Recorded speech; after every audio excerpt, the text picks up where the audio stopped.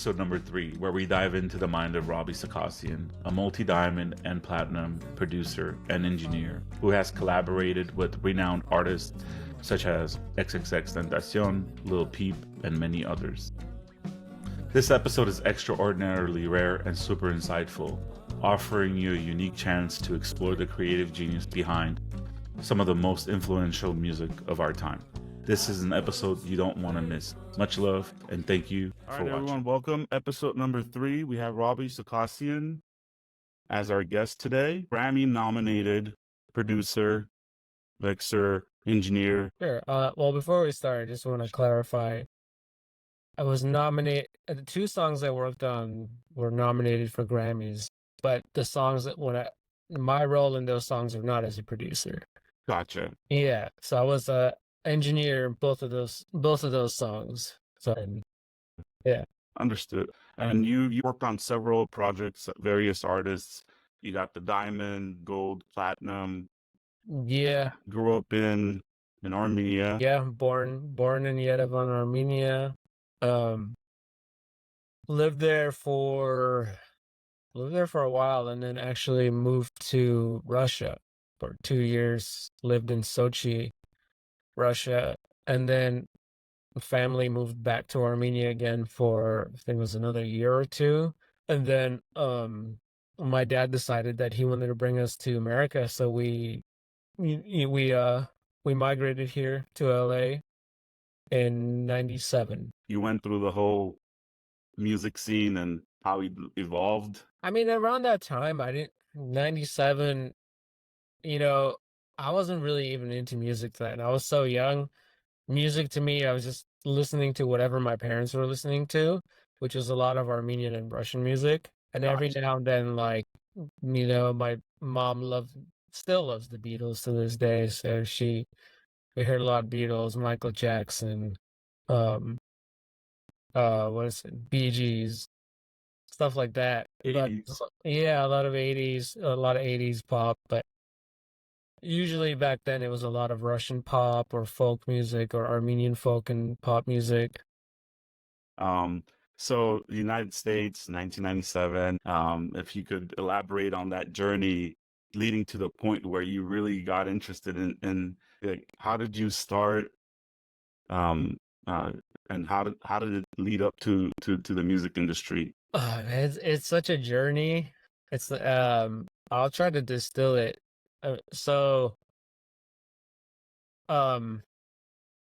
Like at some point I really got into punk music.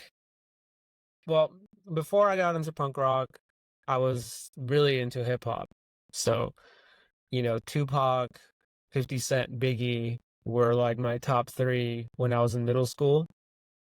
And then a buddy of mine introduced me to like underground punk music from the 70s and 80s and stuff. And I was kind of blown away by that. So along with all the hip hop I was listening to, I was also listening to bands like Sex Pistols, The Germs. There's a band called X from LA. Okay. And like a million other bands. Yeah, there was a lot of bands during the 90s. Yeah, a lot of bands. There's also a lot of local bands. So me and my friends, every weekend we would go to somebody's backyard where there was a local punk band playing. And that was a lot of fun, But yeah, that's kind of my introduction to really falling in love with music. And then, of course, I was young. I was in middle school, high school, and I wanted to impress girls. So, I talked my mom into buying me a guitar. And I bought a guitar. I didn't even really like it at first, to be honest with you. I tried to play it, and I got really frustrated and put it aside for a while. And then got it back out, started kind of learning some songs, and that's where I kind of really wanted to become a musician. And so I played in bands, punk bands, whatnot, for a while. Nothing really went anywhere, to be honest. There was a couple of bands that there was like something looked like it could happen, but nobody knows. A lot of people that haven't been in a band don't know. Like when you're in a band with 5 people, 4 people, whatever, it's it's such a headache dealing with that many people because it's a bunch of different personalities and everybody has their own ego and everybody has their own idea on what the music needs to be. So because of that, because eventually we just end up butting heads, the bands never really went anywhere. It just imploded, you know. Got a guitar, played in bands. None of the bands worked out because of personalities and stuff. And then I kind of just after high school, after playing in more bands, at some point I was like, man, I gotta get a real job because this music thing's not working out. So I got a real job. I went to school and became a dental technician, which is kind of like a common trade for Armenian people for some reason. Um, so yeah, it was Yeah. Oh, you said dental? Gotcha. dental technician. So I was literally making crowns and dentures and stuff like that. And so I went and did that and became successful at that and worked at like some big dental labs. And then eventually I was just so sick of the corporate, 9 to 5 thing. Yep. I kind of was like, and I was still playing in bands. And then I just decided that, I had, while playing in one of the bands that I was in, like I kind of got to experience going to a studio. And I was like, oh, you know what? Like, I may not end up being a rock star, but maybe I can do this. Maybe I can be an engineer and just do something with music because this being a 9 to 5 thing is not for me. So essentially I quit my job and then there was a bar slash venue that one of my bands played at a lot called the Redwood in downtown LA. And then I went and asked him, hey, can I get a job doing live sound here? And they said, oh yeah, sure, we actually do need somebody. And keep in mind, I have no idea how to do live sound. Like I knew a little bit about, studio recording. Like I had a little setup in my apartment, very, very small, basic setup. But as far as like running live sound, I had no idea how to do that. Some challenges that. Hey, yeah, I was just like, you know what, just throw me in.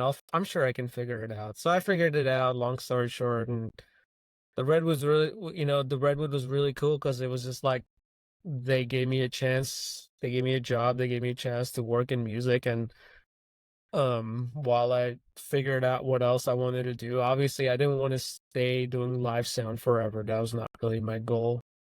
But it was cool working there because doing live sound, man, you kind of learn so much like about being fast and not making mistakes. And because in live sound, if something goes wrong in the middle of a show, you got to fix it almost instantly. And everything has to sound right. There's no going back. You can't go back and fix anything or remix anything. It's just it's right. The audience is there, basically. Audience is there, and and it's instant. And then you're dealing with the audience, you're dealing with the band members, etc. And stress. Yeah, the absolutely. stress is crazy, but like I actually kind of got a kick out of it. I loved it. Like I love the high stress situations. I thrived in that, you know. So did that for a few years, and then I was like getting antsy because like I don't want to do live sound forever. I'm getting older, I want to be in the studio and work with bands or whatever artists. And I didn't even really want to be a producer either. I just wanted to be an engineer. So I went and um we were living near Pasadena at the time, and then in Pasadena there was a studio called the Firehouse Okay. in Old Town Pasadena. So I went there and I dropped off my resume, and the studio manager called me in for an interview. And I had also submitted obviously resumes to almost pretty much every studio in LA that I could think of. But yeah, studio manager at Firehouse called me in for an interview. I did an interview, and at the end she said, "Look, I think you'd make a great, intern here, but you don't have you don't have education in audio, and we only take interns that come from schools. So unfortunately, I can't do anything for you, but there's a studio in Hollywood that I know of, and they'll likely let you have an internship there without, coming from school. So give them a call and tell them I sent you. And that studio was Nightbird Studios. Obviously I was super bummed because it was like perfect. It was in Pasadena. It was close to where I lived. It was a cool studio. They had a lot of big rooms and stuff. And I called Nightbird. They said, okay, send us a resume. I sent them a resume. They called me in for an interview. I went for an interview and then didn't hear from them for a while. And then one day they called me like, oh, hey, by the way, if you still want to be an intern, like, you got the gig. You start on Monday. So I was like, oh, amazing. It was obviously a lot farther for me to get to Hollywood and stuff, but, I was kind of determined. So I started my internship there. And then actually, that the studio in Pasadena, Firehouse, ended up closing like 6 months after my interview. Oh, gotcha. So it's kind of like everything happens for a reason type situation where, like, if I would have gotten the gig at Firehouse, it wouldn't have lasted long because the place is shut down. So yeah, I started my opportunity here in Hollywood. This was in Hollywood. Yeah, it was in West Hollywood. It was the studio is called Nightbird Studios, and it's actually in the basement of a famous hotel called the Sunset Marquis. Okay, I think I know where that is. Yeah. Yeah. So yeah, I mean, so I started my internship there, basically doing all the grunt work, cleaning toilets, taking out trash, going and getting going on food runs for the artists and the staff, cleaning the studios, whatever I can do, anything, like literally whatever, just let me do whatever they can give me. I was down to do it. And I wanted to be there as much as possible and really, like, yeah, just whatever it was. So that's like basically a startup type of advice. Yeah, and it was an unpaid internship, so I was not making any gotcha. money. I was I would go and intern from morning till like, what was it, like 7 or 8 o'clock, and then at 8 o'clock I would go back to that bar, run live sound till 2 or 3 in the morning, go home, wake up in the morning, go back to the studio, and then just repeat. And then sometimes every now and then I'll record a homies band or whatever for some extra money. But yeah, I was doing that. And then I busted my ass at that studio. I never sat still. Literally any moment I had, if there was nothing to do, I would find something to do.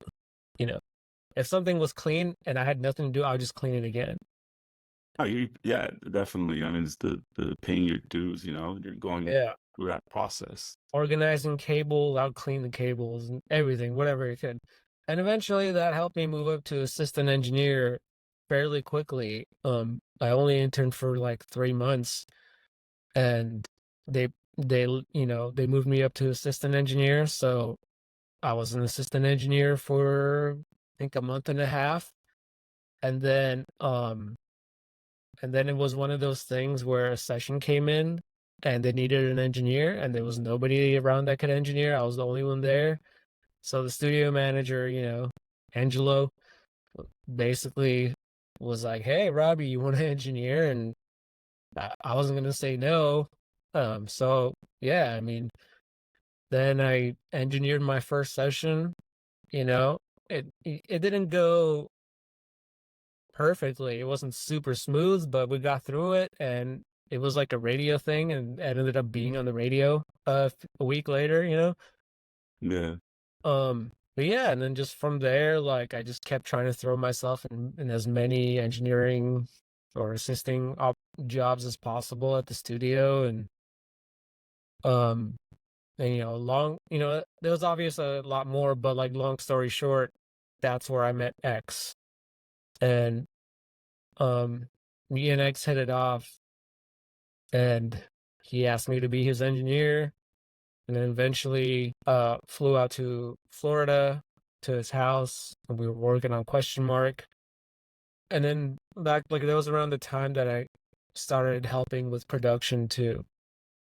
So yeah, and then just kind of like organically got into doing production, playing instruments on some of the songs, and then yeah, and then just from there it just kind of grew. Yeah, and so interesting fact on my end, you know, the way I learned about your work is through Uh, his music. yeah. For people that you're referring basically XXXTentacion artist, Jose, Onfroy, and my son, he's 17 now, just turned 17. He's the one who got me Mhm. on the music, Okay. and so I listened, and I'm listening to all the different like just wealth of diversity, right? Like who else is collaborating on this? You know, you have the artists, you have Kid Trunks, you got members only, and then I see, as an Armenian, I see an Armenian last name, right? Oh, that's always fun, right? When you're watching a movie or something and you see you see IAN or Y and everybody in the room gets excited. You're start like basically because you want to understand if you're genuinely into the music and it's resonating with you, even though you know that they've made it for themselves. They weren't doing this mass thing where they were producing it just for the money or some kind of a like a club thing, right? Yeah, that's definitely not. I mean, X loved his fans and obviously wanted his to make his fans happy, but at the same time, he wasn't. If he never made a song that he didn't truly absolutely love.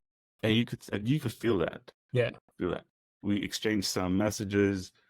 I love to do this podcast because it's just your experience, your journey is in my view is super important for others to know about. And I know a lot of people know. I mean, it combined the your work, right? There's like if you combine it all together, there's billions of views at this point, right?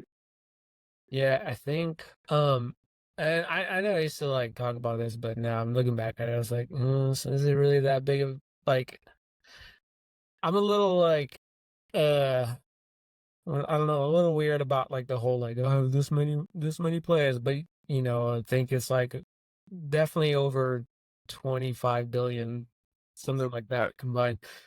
But like, yeah, I don't know. It's to me now I'm a little weird about being like I have this many plays, it's cool to say, but I feel like not really, I don't know.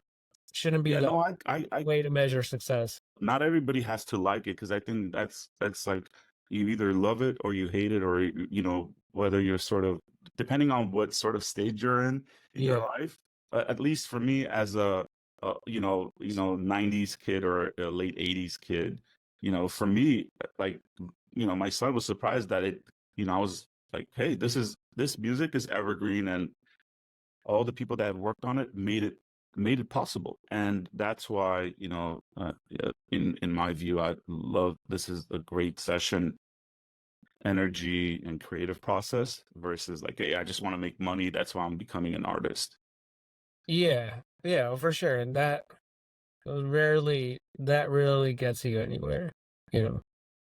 Yeah. Like I feel like the biggest compliment for me is when I'll hear I like to go on the X Reddit sometimes. Not even posting anything, just to kind of, see what's going on. But I saw a post lately, I was like, oh, somebody put on question mark and it reminded them of like happy times in 2018 and how everything was great. And I was like, that's like nothing, there's nothing more powerful than putting on music and it taking you to a happy place and reminding you of great memories. What resonates with me with all the different melodies that's in it plus the stories behind it is that I could resonate with it because we were those kids on skateboards and on BMXs, on Diamondbacks, riding along, whether it was in Armenia or here. We would ride down straight from Brand Park. We lived close to that park. Yeah, so like we would wear our Vans and either skateboard down, crashing into things, plus all the different the melodies that is involved, and that's why Yeah. yeah, it's super rare But in terms of like, if you could share some of the interactions that you had during that process, because I read one of your articles that you work based on that sort of spontaneous, but you have your own way of creating and evolving it from there. And I would love to hear that aspect of it. I mean, yeah, I mean, with making music and making great ideas, a lot of it's you kind of show up and you're ready for it, but it is very spontaneous. To find a way to describe it, but it's like almost you're not creating yourself. Something is ready to be created, like it that and that comes through you, whether and you're it's never where you're like, oh, I'm ready to create. Whenever you can't create like that, it's like this stuff is so random, and that's kind of how it was with X, and that's how it is with a lot of big artists. Is like you don't really plan for it. You can try to plan for it, and sometimes it works, but sometimes it's a lot of the time it's just you're not planning for it. So You could hear that from the way the albums are. Like you could hear yeah, extra sort of that some most people would remove, but you guys left it in there, yeah, it's very raw and very like albums and music in general is always like a snapshot of an artist at that point in time. And yeah, so you never really know what's gonna happen. I mean, I've been in the studio with X, and literally all we did was just talk and eat food, and did zero recording. No zero music got made. But to give you an example, the first time I met X, he walked into the studio, said, "I have these lyrics," and the song was "Revenge," and in the next, in 3 or 4 hours, the whole song was done. It's like he started with the lyrics. One of the interns at the studio came in and played a guitar idea that worked with the lyrics. We recorded that real quick. And then X recorded his vocals, and then he was like, "Let's get live drums," and it was so spontaneous. We got live drums. We brought them in here, set it up, and 15 minutes, 10 minutes, as fast as possible, because I never want the artist to get bored, because as soon as the artist gets bored, that creativity kind of starts going away. It's like, oh, you always have wears off. Yeah, it's like there's like a timer. It's like playing a racing game or something, or a video game where there's a timer, and if you don't finish by that when that timer is done, that's it. The energy is gone. There's no more creative energy left, and you kind of maybe lost out on a great song or something. Oh. Yeah, and then as soon as something distracts you, that's it. A little bit about that session is X was about to get a publishing deal with Songs Publishing, which was run by Ron Perry, who's now the chairman of Columbia Records.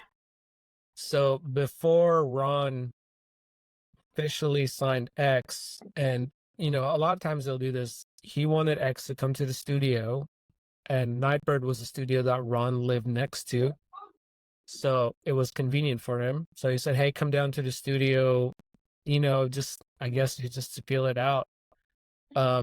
So that's why X came to the studio, not to like, "Hey, I'm here to make some music," or "I'm here to work on my album," or anything like that. He randomly came to the studio. There was his manager was there, his lawyer was there, was people there, but like something amazing came out of it, and it was so spontaneous, and everything happened so fast, and you were going and going and going. There was like no moment to breathe until X walked out of the room and left. And that kind of energy just it was just that kind of energy. And like that song, when we were done that day, that's the MP3 that I sent X, or his manager, I think, to listen to, was what ended up on what everybody hears. the original. That's it. Yeah, and usually like rawness of it. yeah, when you make a song like that, then you go back and you maybe you mix it, you master it, maybe you clean it up a little bit. But he was not an overthinker. So to him, it was like, oh, sounds perfect. I love it. You know, me as an engineer at the time, I was like, well, we're not gonna mix it, we're not gonna do this, we're not gonna do that. Like, and no, he put it out, and obviously we all know how wildly successful that song became. Oh yeah. Yeah. It's like I said, like I listened to it and it's evergreen. I don't think you could And then also because the best, the most timeless, best art, music, whether it's movies, or it's always like stories, right? yep. And that's what X was really good at, was telling stories. A lot of his songs were stories, and that's why they leave such a, you know, such a such an impression on so many people, because they're stories, and then they're relatable. Sometimes they're not relatable, but they're great stories at the end of the day. Yeah. I mean, I've definitely, there are other artists, of course. For me, it's on a bit more on I don't know if I'm using the right word for it, but it's definitely rare. It's Oh, it's super rare, yeah, because most artists don't understand that. Most artists think music should just be a vibe. And sure, in some cases, that's, you might make a song that's a vibe that, sells 1 million copies or 2 million copies and hits number one on the Billboard. But are people 5 years from now, 6 years from now, going to look back and be like, oh, that's that one song. I know that song. That song stayed in my head forever. Every time I put on that song, I feel a certain way. A lot of times it's not always, but a lot of times it's no. But the songs that really tell a story, that those are the ones that stay transcends. forever and transcends time. And, yeah. And that's what you guys created, and that's amazing. You could definitely unpack on this, and you could take hours. Like I mentioned, the music that's being created right now is just uh, not. I can't listen to it. That's not to say that there's not good music, because there actually is a lot of good music. You just have to look for it. It's for some reason, and I don't know why. I don't know why, but a lot of the best music is kind of not um represented for some reason. It's kind of like, yeah, I don't know. I mean, there's been some great songs. For example, recently, the artist Joji. Joji, Yeah, no, Joji. You should definitely look into Joji and listen to his music. He's really good. But he had put out a song called "A Glimpse of Us," and man, that song is so good. Like, talk about a song that tells a story and does it so well. By Joji, yeah, and I don't know if that went like that. I don't think that went like number one or anything, but it did. It was. A lot of people are listening to it, and a lot of people know it. It's a great song, but yeah, you kind of have to look for it, yeah, because a lot, I not like to sound old or anything, like, TikTok. A lot of the music that pops off and is popular and is presented to people is stuff that is popular on TikTok. And stuff that's popular on TikTok is 15-second clips of songs, 10-second clips of songs. And usually those songs you hear about today, and literally a week later nobody cares about them. yeah, The ones that do stick around is usually like the songs that are great and well made, and that's telling a story. For example, all the stuff that this artist David, it's a D4, his name is spelled D4 VID. So it goes by David. But yeah, I mean, so yeah, like yeah. there's a lot of good music out. It's just you kind of have to you really have to look for it. You have to like spend time looking for it. It's not Yeah, it's it's yeah, not just out there, um like it was. And even with X, it's like they didn't really want to play X on the radio much. They didn't acknowledge him at the Grammys, all that stuff. But still, a lot of people knew about him because, SoundCloud and the internet. Mm, I don't yeah. listen to the radio for that reason because I don't think anybody listens to the radio anymore, to be yeah, unless you're like working at a construction site. yeah, definitely. You know, I do use SoundCloud, and I tap into my son. You know, both sons, they have different sort of levels to it, but Yeah, I mean, you gotta ask the young kids, man. The young kids know what's up. They'll yeah, because tell you like who's really dope right now, and um yeah, SoundCloud. I don't know. I don't really listen to SoundCloud much anymore, but I'll go on like I'll go down rabbit holes on like Apple Music or something. yeah, You know, and try to find like what sounds, you know. yeah, and you don't have. I feel like what's really missing is like an alternative outlet for great music, and it doesn't have to be independent, it could be major label too, but like an outlet for people to discover an alternative way for people to discover great music that's not like, because I don't know about Spotify Discover Weekly. I don't think that's like really fully all that great. um but maybe something, I don't know, something that's kind of what TikTok does, but I don't know, like something that like you know how back in the day blogs, we used to find a lot of cool new artists on blogs, and Yeah, that kind of disappeared, but that was like a good way. I feel like that was a great way for smaller underground artists to make a name for themselves and to be discovered, but the blogs are gone, so now it's there's, I don't know what the outlet is for that. Yeah, I mean, MySpace was still better than discovering artists. I feel like Instagram is a terrible place to discover artists. yeah, Or, you know, yeah, I don't know. I don't really go on TikTok, so I don't really, honestly, I don't even really want to speak on it just because, like, I don't really use it. I don't go on it. I know a lot of people that do, but yeah, I don't know. I don't honestly don't even want to. It might, and maybe it is a good outlet. It's just and maybe the independent artists and underground artists don't quite know how to work the algorithm in their favor. But whereas like with MySpace, you didn't really have to worry about an algorithm when you were discovering um discovering new yeah. artists, or if they even feel like it was a better way for people to be creative in social media than it is now. Now you're kind of boxed in. You know, going through that process as far as software and learning some of those technologies that are out there. What's the best method of um approaching that realm? I can just speak for myself because I feel like there is some similarities, but everybody's journey is going to be a little bit different. But um, it's not for everybody, and not everybody is gonna succeed at it. Just because you love music and just because you have a passion for it doesn't mean that you can succeed in the music industry, but it also doesn't mean that you shouldn't try.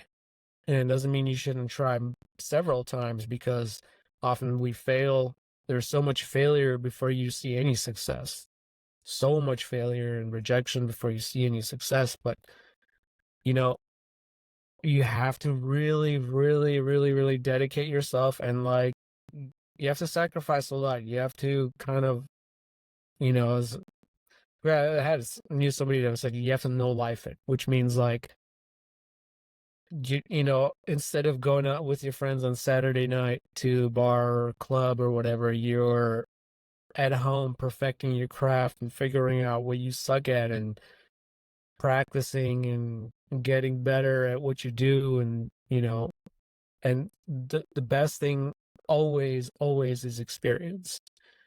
It's not gonna be YouTube videos, it's not gonna be school and YouTube, whatever. Those things kind of can give you somewhat of a foundation, but unless you're actually practicing your craft, you're not gonna get, you know, you're not gonna get better. It's like a sport, it's like boxing, right? I can sit here and read all about boxing. I can have somebody teach me how to correctly punch. Um, I can even, punch a bag. But unless you get in that ring as many times as you can and actually fight with somebody like another human being, there's just no way you're gonna become a great boxer. Because I'm just saying boxing because I That's an took amazing boxing analogy. because I took boxing for a little bit, so I kind of know like you know I can punch the bag, I can do speed bag, I can do all that stuff, I can jump rope, but you can't get all that and you get really cocky and then you get in the ring and you get knocked out in the first 2 seconds. Um, and yeah, so it's just experience. Engineering specifically, like recording, I can say I'm really good at it. So yeah, it's just like okay, I'll give you a perfect example too, as far as like software and stuff. When I started at Nightbird Studios, I only knew how to use the software called Logic. Every studio, every 99% of professional studios um use Pro Tools. That's like the industry standard or whatever. And during my interview, the guy asked me he asked me like what would you rate your proficiency at Pro Tools? I lied and I said, "Oh, I'm like a 7 out of 10." When in reality, I was like a 0 out of 10. So the next day I went home, I was kind of broke at the time, so I took whatever money I was in my bank account and I bought Pro Tools, and literally as many hours as I can that I had, I spent learning Pro Tools and recording. Either was myself playing guitar or whatever, just trying everything until by the time my internship started, I was like I was already like a 7 out of 10 on Pro Tools, but Yeah, that's what you got to do. You just just jump right in. you got to jump right in and you got to sacrifice video games and hanging out with friends and all that shit to be better than everybody else, because there's so much competition. And the only way you're going to get anywhere is by being better at everybody else. And obviously, networking is a big deal too, and learning how, knowing how to, um, you know, knowing how to speak to people, how to approach people, how to present yourself, and how to carry yourself in a room. All that is so, so important. But yeah, Absolutely. yeah. Because people they want to work with someone that they can work with and not have. Oh, for sure. When I was with X, I've literally never asked him to take a picture ever. I've never been like, "Hey, can we get a picture so I can put it on my gram or something?" Zero, never, ever. You'll find me in candid pictures of like, there's like some pictures with X, and I'm kind of like candid in the background, but just stuff like that, like, because you know, Yeah, no, that's absolutely that. That's your character, and it's absolutely important. That uh makes or breaks good collaboration. It's like A players want to play with A players. They're not there yeah, for. exactly. Like I'll get kids in my DMs that just like DM me and they're like, "Let's work." That's not, however, that's not the best way to get me to want to work with you. Yeah, And you could be amazing. You could be a dope ass producer, but like you just DMing "let's work," and you have to take into account if you're nobody and you've never made any like anything in the music and you've never really like worked on anything, and you're just significant. a Yeah, 17-year-old kid that like makes beats in his bedroom and you text me "let's work" or DM me "let's work," I'm not gonna respond to that. Obviously, if like I don't know, yeah. You see it. I see what. if the weekend was like "let's work," that's different. But if you're some 17-year-old kid and you don't have shit, like it's not the best way to introduce yourself to somebody. Yeah, the ego is there, and that is yeah. Yeah, it's kind of like an ego thing. Like why would I now? Why would you want like give me a reason to "let's work"? Because the saying "let's work" is not like you have to be a little bit more. I don't know, like more. I want people to be a little bit more professional. Like introduce yourself, like say hi, stuff like that. Like don't just be like "let's work." I hate that shit, And that's not just like people DM me and want to send me samples or loops or whatever. And a lot of times, I give him my email, like, yeah, send me shit. And there was one kid that sent me a bunch of loops or samples or whatever, and we just used it in a song that's gonna come out. I don't know when, soon, hopefully. But it's don't learn how to approach people. Don't be fucking annoying. Don't I have kids that like will DM me like, "Hey, I'm sending you something," and then or they'll send me something, and then like every day they'll ask me like, "Oh, did you get it? Did you get it? Did you listen to it?" And I hate that shit. Once you do that, I just won't even listen to it. Yeah. Uh, but yeah, it's like that. Like learn how to network and that. But just networking isn't gonna get you there all the way there, and just being good at what you do isn't gonna get you all the way there. Because you have to be good at networking to be able to put yourself in a position where your talents can shine. And if you put yourself into a position where you have no talent, guess what? That's it. Like you're not gonna go anywhere. No one's gonna call you back. Absolutely. Yeah, and you have to. Yeah, also in this music business, like you gotta have a love for music. You can't just be like, "Oh, I'm gonna do this to make money." I mean, the minute you have that mentality, I'm just gonna say you're screwed. It's just no, just give up. Anything with a high reward, it's you have to approach it differently. You can't approach it like a regular job. Yeah, for sure. I mean, if like I said, nothing would be a bigger compliment than some kid. You're like, oh, I took some of your advice, and now, I've, made it somewhere. Because when I was coming up, there wasn't as much content, but for example, there was this thing called Pensado's Place, which is like a YouTube video podcast thing by done by this mixer Dave Pensado, who's like a legend in the mixing world. He did so many of the big hits Pensado, the 90s and the early 2000s. And his manager, and they would interview people in the music industry, and I learned so much from listening to that. I'm not talking about like how to do this or like how to record this. It's like more just like how to navigate through the industry and the ups and downs and how much rejection, like just like learning about the amount of rejection that certain people went through, or like I was like, oh, okay, cool. Like it's not just one of those things where like it works out right away for people. Like it takes time, and you're gonna get rejected a lot, and like because I was getting rejected a lot, so I was like, okay, cool. Like that's normal, and that kind of gave me motivation to keep going. Yeah, you took it into your own hand. And there's like no gatekeeping. I want to at the end of the day, whatever I can put out there for people to listen to and learn and help them achieve their dreams, and that's great. Like And you have. And with this session, and you have other sessions as well, I highly recommend they look you up and exactly. you know. And you have to be curious too. Like that's curiosity almost drove me. Like I was curious, like what would happen if I submitted my resume to every single studio in LA? Something must happen, right? Right. Nothing happens. Maybe I'll try again in a year. But that's kind of like the curiosity should be there, because you should be like, hey, fuck it, let's try it. You never know.